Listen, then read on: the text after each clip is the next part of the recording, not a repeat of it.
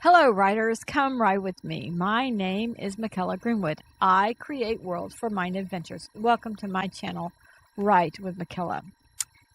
Don't forget to like and subscribe and hit the bell so you can go on this journey with me. And I'm very excited to have you here. I'm happy to have you. We're coming up on the 3rd anniversary, which will be pretty soon. March 14th I will have had the channel 3 years. Now, today is story time, or the day of our chapter exchange. If you are writing with me and you wish to exchange chapters, then send your chapter with written permission to writewithmichaela@gmail.com. I will post the email address at the end of the video and in the description below. I'm looking forward to reading your chapters. All chapters are writing prompts read on the channel, whether they are mine or another writer's work, are copyright protected material, and no one may use any part in writing their own stories. This story is PG-13, so if you're under 13 years of age, you need parental guidance. This story is in its rough draft stage, just as the last stories and the writing prompts we've read and we've heard. The title of this story is Princess Emnorawyn Stygerguard, and today we're reading chapter 29. If you would like to read along, then send to the email I stated earlier and request a PDF of the chapter. Make sure you are specific. Now, let's start. Princess Emnorawyn Stygerguard, chapter 29. After the next full moon. One of King Rhyme's scouts returned during a rainy night, several nights before the full moon. The rain reminded King Rhymes of the stormy night he sent his daughter to King Cronte, the night all of this started. Then he thought to himself that it started well before that, but that was when they found some things out. That night and this night, he dreaded the news he would receive. But it wasn't as shocking as that stormy night several weeks ago. The scout reported that all 3 enemies would be at the Great Oak on the night of the full moon. Princess Emnorawyn was able to think a message to Prince Hadley and to Princess Ezeris. The 3 allies were going to meet at Talge Kingdom with all their dragon riders. They would not bring any foot soldiers. Also, King Rhymes and King Cronte, even if they wanted to bring their cavalries, which they didn't quite know how they were going to get their horses down. They were grateful that Princess Emnorawyn had saved them, but they weren't inclined to ask her to get them down, at least not until they tried a few things themselves. King Trophilmore's cavalry wouldn't arrive on time, since it would have to go over the ridge that separated the 2 areas. The allies landed in and around Talge Kingdom around mid-morning, the day of the full moon, and they discussed the magic they had learned and how they thought it would help them, or how they could use it. Princess Emnorawyn told about her rope spell, because no one wanted to fall in the midst of the animal people.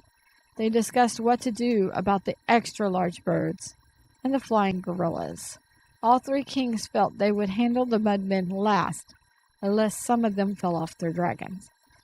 Once they felt they were ready as they could be, they rested. They would head to the Great Oak a little before dawn.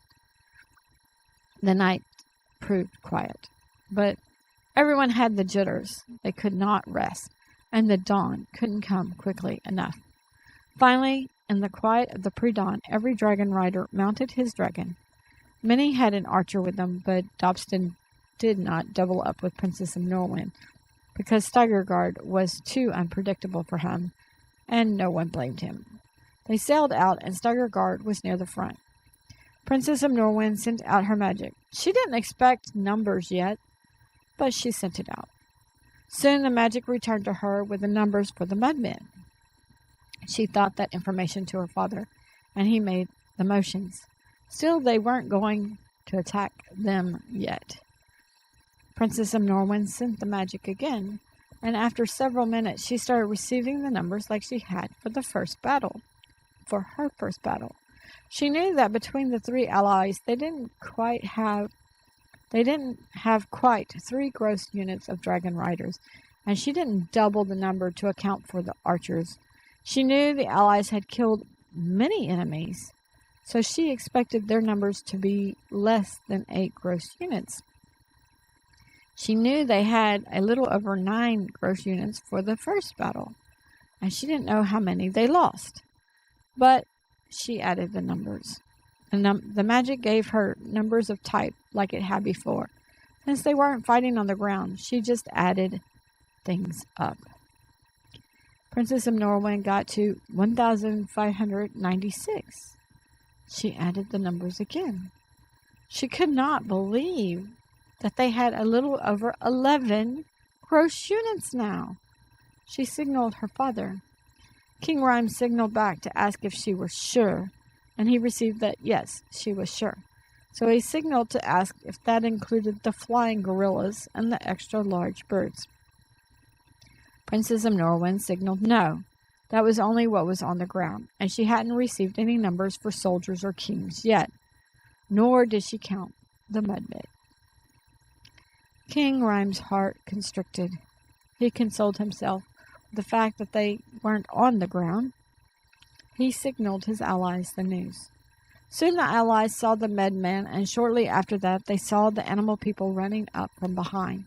They knew they had been right not to drop down to fight the medmen, but a few had flown low, and riders had magically enhanced or extended the dragon's breath. King Trufflemore had been able to gather the poison that Princess Emnorawyn thought they needed from the notes they all had their advisors read, and King Trufflemore had passed out the poison he had gathered. The riders, more proficient with magic, had many small pouches of poison, and they would be magically tossing those in their dragon's breath while enhancing the breath.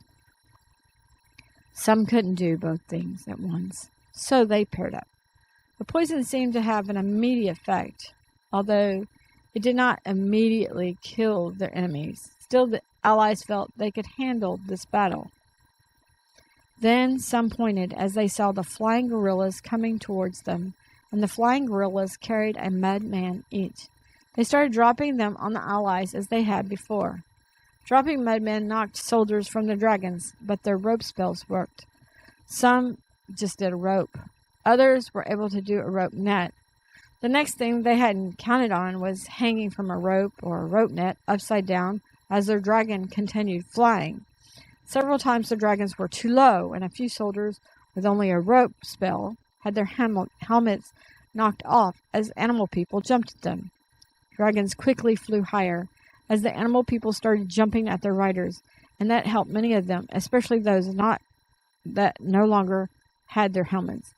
The riders had to figure out spells to get themselves back on their dragons. A few saw soldiers just reach up and grab the magical rope, or they reached their arms through the net and did their best to climb the magical rope. The ones in nets had an easier time because they could right themselves in the net, but those with only a rope had to reach up and grab the rope. Depending on where they had tied the magical rope, that could be difficult. Sizemore shook his head to himself. He still was not accustomed to riding a dragon, and he wanted to hold on with both hands. A dragon was much different than a horse. The girth was wider, so it was harder for Sizemore to squeeze his knees and legs to hold on, but he had to help. So he tried to magically lift soldiers back on their dragons.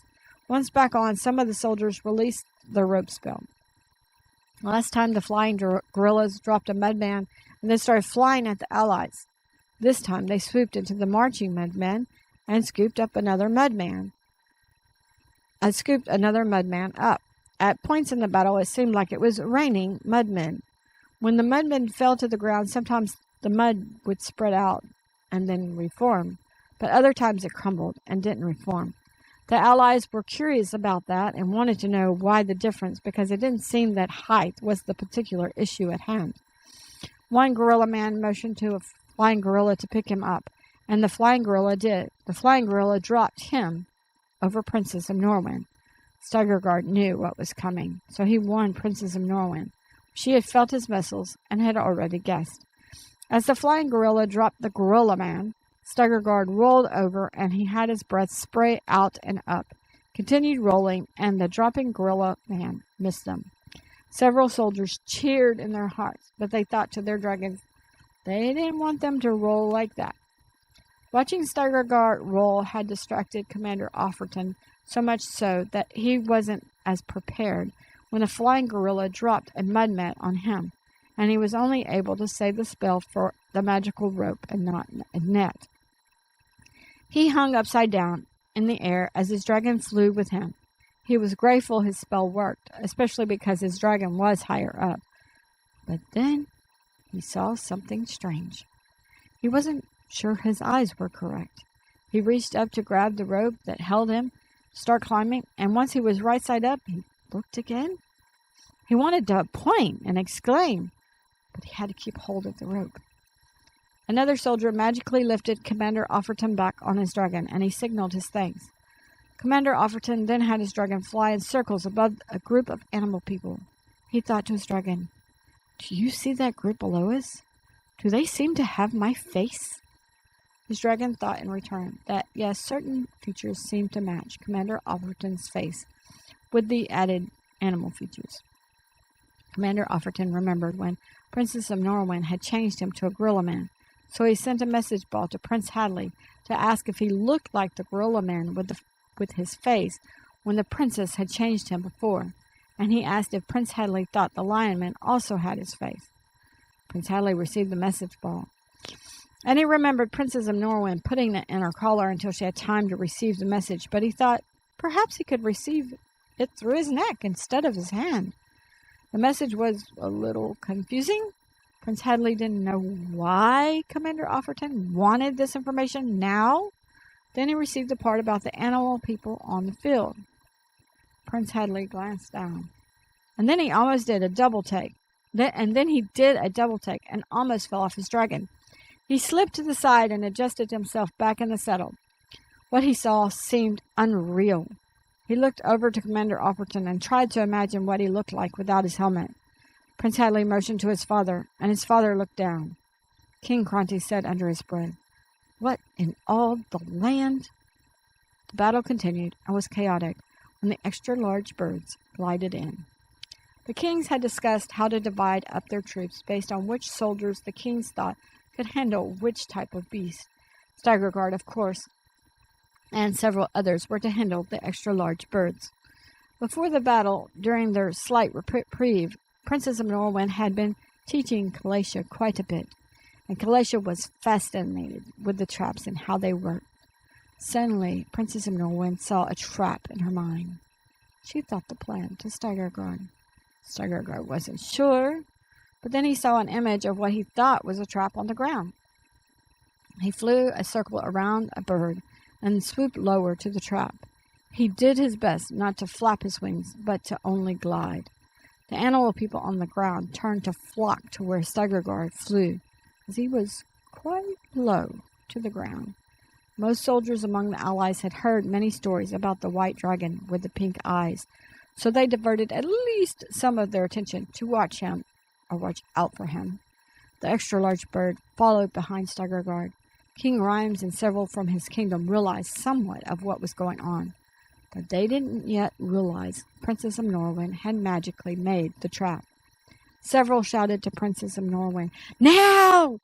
Princess Emnorawyn had been trying to watch the extra-large bird over her shoulder, but he flew in a perfect line behind Stygerguard. She heard several shout now, so she released the magical trap. The trap sprung just like it had in the back chamber, and it caught the bird. Cheers went up, but they were short, because the soldiers had to focus on their part of the battle. When Prince Hadley saw the trap spring, and he saw one of his soldiers hanging in a rope net, he got an idea.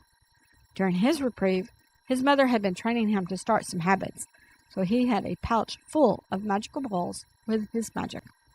He communicated to his dragon what he wanted. His dragon flew in a slow circle that attracted several flying gorillas who had just dropped their load. Prince Hadley tossed one of his magical balls and released the magic. A magical net spread out over most of the group of flying gorillas that were flying toward them. "Add weights!" shouted Commander Offerton. But But he did the spell himself and magically placed magical weights around the edge of the net. The flying gorillas crashed to the ground. They weren't dead, but they were out of the fighting for the moment. Stygerguard suddenly spun around. He let out a great roar. Princess Emnorawyn received his thought. Abomination! She didn't know what to expect, but she gasped at what she saw. An overly large dragon that looked like Stygerguard was flying in, and it seemed that jolts of lightning danced around his body. It was at least twice the size of Stygerguard. His scales were white, and it had one pink eye and one piercing blue eye. Stygerguard flew hard and fast toward it. No, Stygerguard, thought Princess Emnorawyn. We need to watch it to see how to fight it. Stygerguard thought, I want both. I want one or both of your swords in his heart. I've had several offsprings, but this abomination has somehow stolen my blood. Stygerguard continued his fight. As he neared the beast, he arced up to his right and swooped down. As he descended, he was spiraling. Princess Emnorawyn was not sure about Stygerguard's words. She didn't know how these enemy kings could create a dragon using Stygerguard's blood, nor could she aim a sword. She magically tied herself on to Stygerguard and pulled out both swords. She would do what she could to at least slice at the dragon, especially because she could feel Stygerguard's hate for the creature radiate through his scales. Deep within herself, she knew that Stygerguard would fight the dragon until one or both of them died. As Stygerguard spiraled down, Princess Emnorawyn's sword made a long slash along the dragon's neck, and pops of lightning were popping between the dragon and her sword. Stygerguard was spiraling down and away, but Princess Emnorawyn knew he was going to arc up again. She girded herself for the fierce battle. The rest of the battle had paused, and time stood still for them as they watched the mad dragon, but they couldn't keep watching. They had their own battles. Many marveled at how the dragon looked like Stygerguard. Prince Hadley glanced down at the ground. The animal people with Commander Offerton's face had scattered throughout the battle. But now, Prince Hadley puzzled over this news, and he realized that when they were escaping before, both Commander Offerton and Stygerguard had lost a lot of blood. But he didn't know how science would use that. He knew they inseminated women.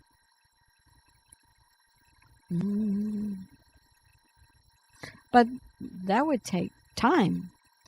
And how would a normal woman birth the overly large dragon? That seemed impossible.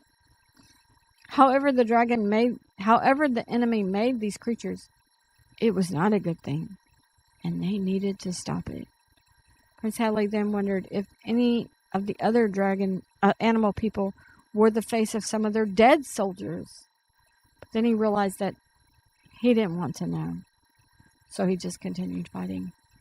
Several started trying their own versions of Prince Hadley's rope net, since they knew that spell. Some others realized the nets needed weights, and they added them, but the flying gorillas slung the nets without weights off. The enemy kings appeared to be north of the field once again, and they ordered a few animal people to rip the trap off the extra-large bird. So they raced across the field and ripped it away. But the bird was not a flyer. It was a glider, and it couldn't lift up off the ground without catching a very strong breeze. So it just stood on the ground and squawked loudly. Stygerguard had flown past the abomination of a dragon several times, and Princess Emnorawyn got in strikes. But the lightning was jumping between the dragon and her sword, so he thought to her that she needed to throw her sword like a spear. Princess Emnorawyn didn't think she could, especially not to throw it up. Stygerguard arced up once again. The overly large dragon followed his movements and released lightning breath that thankfully zipped around and past the pair. King Rhymes told himself not to watch. He, however, did notice the similarities between the two dragons, and he didn't see that as a good omen. Sizemore was also telling himself the same thing of not to watch, when a flying gorilla dropped a madman on him and dislodged him from his dragon. Fortunately, he was cognizant cognizant enough to cast a rope spell for himself. Only he had been the one magically lifting people back on their dragons, and he still didn't think he could do 2 spells at once. The next thing he knew, he was magically raising up. He looked over and saw Prince Hadley. He signaled his thanks. They both jerked their heads around as they heard a giant clap of thunder. The overly large dragon was releasing enough lightning with his breath for the sound of thunder to occur. Stygerguard was still flying up very fast. He thought, "Are you ready?" Princess Emnorawyn had gripped her sword more like a spear. She checked her magic that held her on. She had sheathed her other sword and pulled out a ball of magic. She thought she was ready as she could be. Stygerguard did a backflip and closed his wings near his side. He was descending very quickly, too quickly for the other dragon to get out from under him. Princess Emnorawyn was very nervous. She had never flown this fast before, and she didn't want her sword to hurt Stygerguard. Princess Emnorawyn threw her sword down toward the other dragon, and she released her ball of magic to guide the sword. The sword was a direct hit between the dragon's shoulder blades. Stygerguard rolled away and spread his wings. Then his senses told him to fly away fast. The overly large dragon started having a lot of lightning coming out of its body. The lightning wrapped around the body and hit the sword. Then the lightning shot straight down to the ground. This radiated out in a wide circle and killed all the animal people in the circle. The animal people just fell over and didn't move at all. Soldiers wanted to watch the show of lightning around the overly large dragon, but they still had their battles, and the roar and the sounds of thunder from that dragon were deafening, and they didn't hear the extra-large bird on the ground that was still squawking. A few times the bird on the ground caught up an animal person or a mudman in his extra-long beak and tossed it up, so everyone stopped flying over it, and the animal people avoided it. The mudmen were mostly past it, but if a flying gorilla picked them up and dropped them, then they might end up near it. But they just marched south. Didn't really seem to heed the battle above them. Stygerguard had flown a long way away from the abomination. He turned back and watched as lightning continued to erupt from the dragon and wrap around him. He thought, "Good job, Princess. You did it." "Not without you," she thought in return. "We did it together. Now let's help our soldiers and our allies and finish this." Stygerguard turned back to the extra-large birds, since that was their part. Princess Emnorawyn wanted to do the trap again, but the extra-large birds would not follow Stygerguard. They had learned their lesson. Princess Emnorawyn saw several nets on the ground covering the flying gorillas, so she got an idea. She realized that the flying gorillas could fly once again once they got out from under the net, but the large bird was still squawking on the ground and holding its wings out, so they just needed to somehow knock the extra-large birds out of the sky. Princess Emnorawyn got a magic ball out of her pouch, and she was concentrating on building a magical trap in her ball, but she didn't see a flying gorilla above her and towards her. Prince Hadley shouted, "Watch out!" Stygerguard immediately rolled, and Princess Emnorawyn fell from him. Princess Emnorawyn did have the magical rope, but as Stygerguard righted himself, the mudman grabbed a hold of the rope net. Sizemore wanted to help her, but he noticed that her saddle was hanging from Stygerguard's stomach.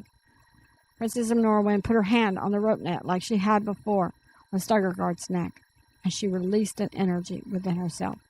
The whole rope net and the magical rope all the way up to the saddle crackled with the pulse of lightning. The mudman fell. The animal people below scattered so that the mudman didn't fall on them.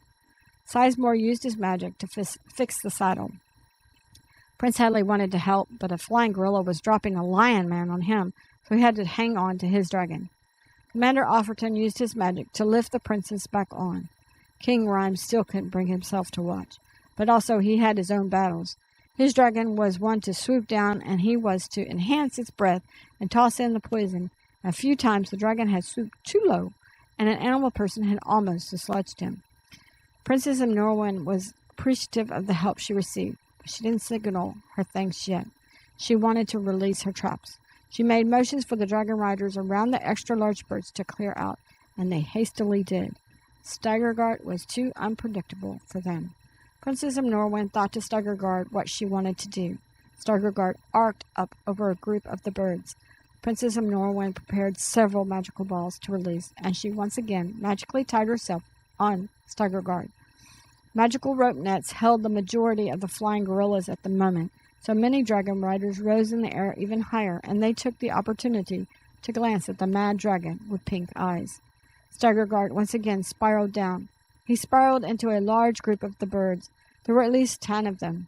Princess Emnorawyn released traps as she spun around, and most hit and wrapped around a bird. A few missed, and just shot out of the flock. The magic just dissolved on the ones that missed. The traps wrapped around the birds and prevented them from extending their wings, so they fell like rocks to the ground.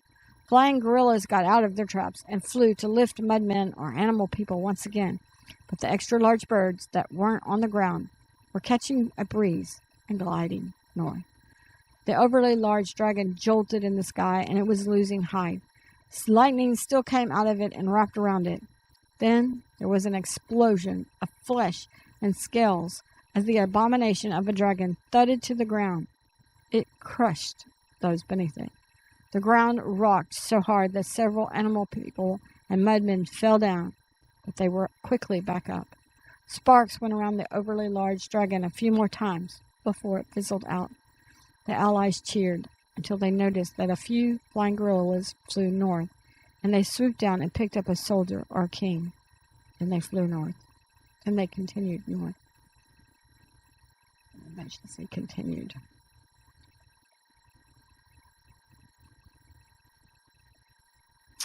The allies heard a horn, and the animal people broke into a fast run. They outran the farthest mudmen and turned back and ran through the ranks and rows of mudmen. The mudmen paused for a few minutes, but then they turned around and also headed north. This is not over, Stygerguard thought to Princess Emnorawyn, and she agreed, but she expected Stygerguard to head to Talish Kingdom. Instead, he sped up once again. Prince Hadley said to his dragon, Stygerguard is going for the kings. We need to follow. His dragon turned and headed north after Stygerguard. Trap! Shouted Commander Offerton and King Cronte, but when Prince Hadley continued, they too flew behind Stygerguard. Stygerguard gained on the flying gorillas, especially because carrying the kings with their armor was a lot of weight for them. Stygerguard released his breath. Flying gorillas turned back to face him. Princess Emnorawyn readied her magic. She didn't have any poison left, so she just enhanced Stygerguard's breath.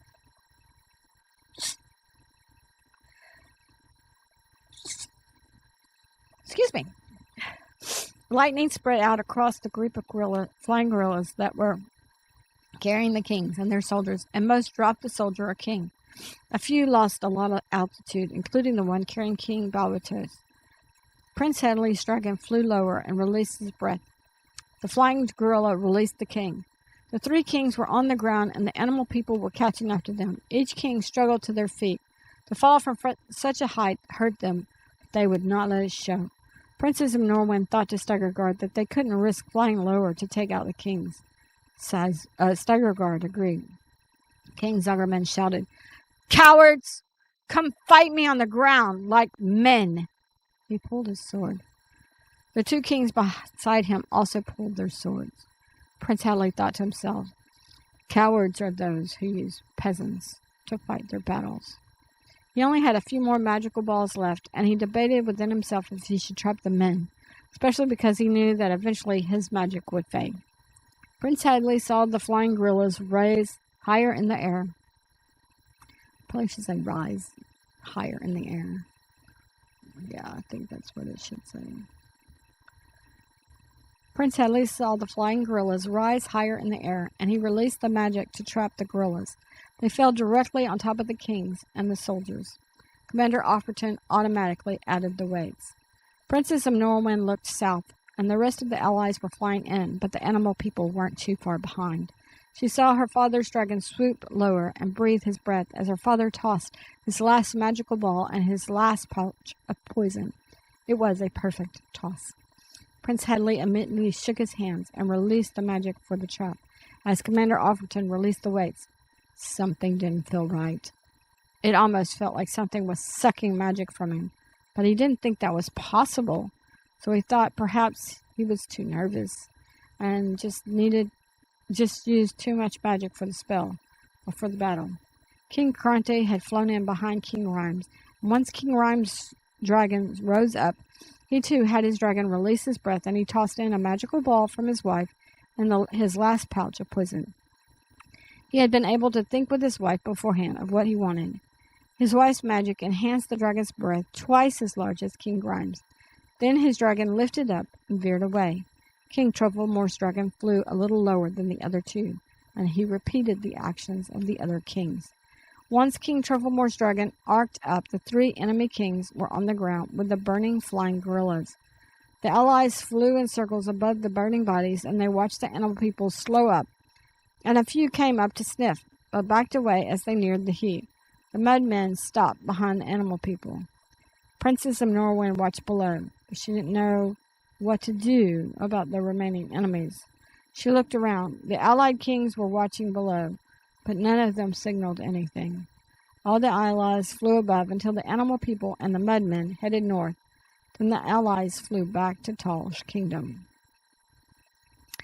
Okay, writers, that is the end of chapter 29. Leave a comment on foreshadowing of Commander Offerton's face being on the animal people and then seeing a duplicate of Stygerguard. Do you remember flashbacks and foreshadowing? Right? You remember that. If not, rewatch Season 1, Episode 39. There wasn't a lot of time between the foreshadow and the event, but there doesn't have to be a lot of time. It can happen fairly quickly. Anyway, leave your comments. Leave a comment on the lightning coming from the Stygerguard clone. Leave a comment on the three enemy kings just standing among the burning gorillas. Join me Tuesday for some jargon and a story with a setting. Join me Friday for chapter 30 of Princess Emnorawyn and Stygerguard. I counted 38 chapters for this story, so we are getting near the end. 8 more chapters. So that's 8 more weeks. 2 months. Visit my website by McKellar. Read some character bios. If you read some, leave comments on which ones you've read. All your comments will help us start conversations, build our community, keep all comments respectful, and remember, someone else's perspective can help you with your writing. Don't forget to hit the like and subscribe and the bell so we can continue to write together, and other people will have a higher chance of finding this video and this channel, since your likes will push the video out to a greater audience. Thank you for joining me today. I really appreciate your participation. If you know someone who would like this video, please share it with them. This is McKellar with Write with McKellar. Bye for now.